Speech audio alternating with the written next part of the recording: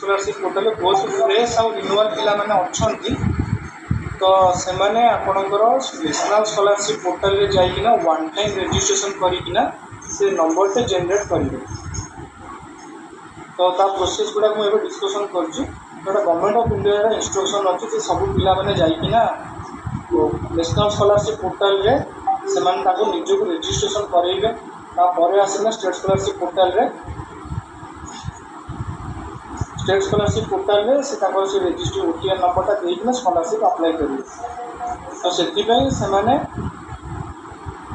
प्रथम कौन जे active mobile number दरकार जोटा कि आधार सहित मोबाइल नंबर लिंक थी आउ स्टूडेंट फिजिकल प्रेजेंट निहाती रहा दरकार रजिस्ट्रेशन स्टेप 1 दीटा स्टेप से करेंगे प्रथम है registration in NSP and generation of reference number through web portal second step है bio face authentication to get OTR to NSP OTR android mobile through करेंगे जोटा पिला चाहिए निजे करेंगे ना पेरेंट करेंगे ना इंस्टीट्यूट वाला चाहिए भी करें mobile Android mobile step 1 step 2 से फॉलो करें जदि जो पिला जानी करना पढ़ीपारे से नियरेस्ट कॉमन सर्विस सेंटर 30 टका देकिना registration one time registration scholarship portal में करें तो कौन करेंगे से जी नेशनल स्कॉलरशिप पोर्टल को जोटा यूआरएल हो scholarship.gov.in से जीवे से गलापर स्टूडेंट उपर क्लिक करेंगे तापर ओटीआर को जीवे ओटीआर उपर क्लिक करेंगे से क्लिक करेंगे न्यू यूजर रजिस्टर योरसेल्फ तापर से कौन करेंगे मोबाइल नंबर देवे ओटीपी देखे कैप्चर देवे तापर नेक्स्ट स्टेप रे आसो आधार नंबर देवे आधार नंबर जो मोबाइल नंबर दे लिंक थी से मोबाइल नंबर को ओटीपी जीव ओटीपी देला फर्दर प्रोसेस करेंगे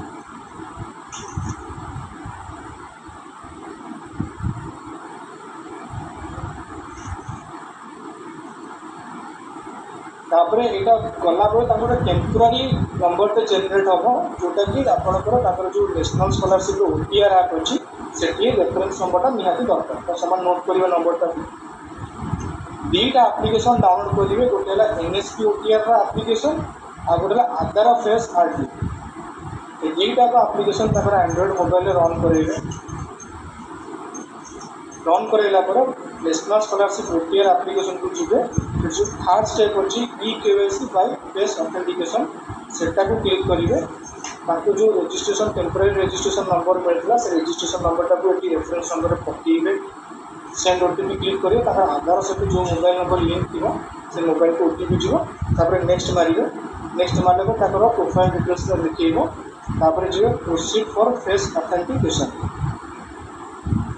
तापर एमती जहाँ इंस्ट्रक्शन अच्छे ओके कर प्रोसीड करेंगे तापर आसो आपणकर फेस कैप्चर फेस ऑथेंटिकेशन करने रहा आपंकर से राउंड में दीटा कलर ब्लिंक करके देखिए गोटे रेड आ गोटे ग्रीन ग्रीन माने से फोटो कैप्चर करेंगे रेड थी माने से फोकस करें तो से रेड देखा ग्रीन मार्क रे आपंकर से फेस आसिया दरकार आखि ब्लिंक कर आइडियल लेकिन रही से नब ना